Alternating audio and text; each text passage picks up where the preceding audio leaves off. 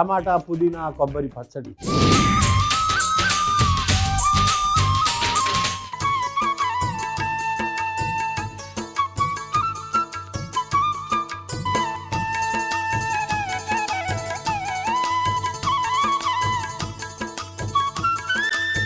ఎండు మిరపకాయలు,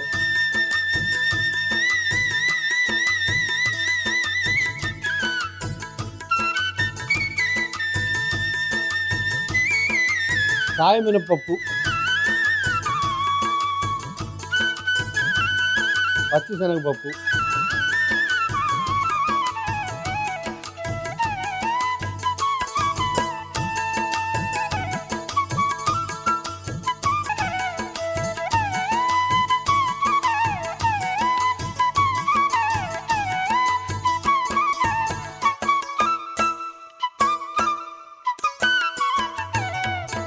పచ్చిమిర్చి,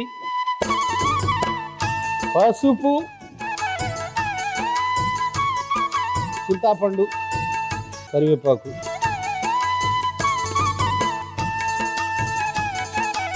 పుదీనా,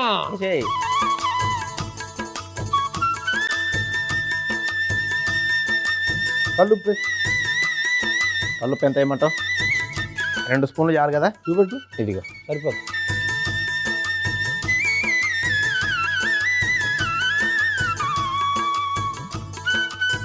టమాటీలు, పచ్చి కొబ్బరి ముక్కలు,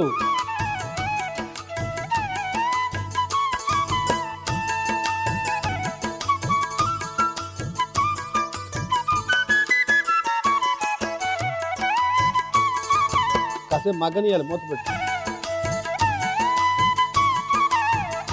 కాసేపు మగ్గితే సరిపోతుంది. 10 నిమిషాలు అయిపోయినట్టుందిరా. అయిపోయింది అప్పుడే. మొత్తం మనం కలలు గంటలు అయిపోతుంది. 10 నిమిషాలు అయిపోదా? అదే ప్లేట్లోకి వేసుకో.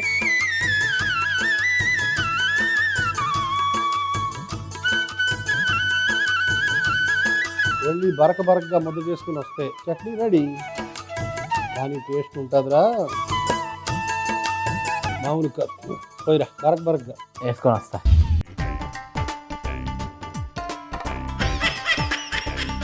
ఇవాళ దొరుకుతుందా?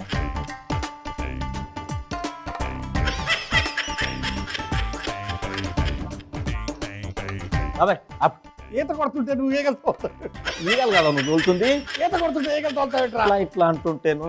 ఈత కొడుతుంటే ఏగలుతావు బేరం ఒకటి. ఇంతకేం చేస్తున్నాడు? కలగంటున్నాను. కలగట్టున్నావా? ఈత కొడతారు ఇలా ఎలా చేస్తారు? నాకు అర్థమైంది. నిన్ను 10 మంది వచ్చి కొడుతున్నారు, నువ్వు ఆపుతున్నావు కదా.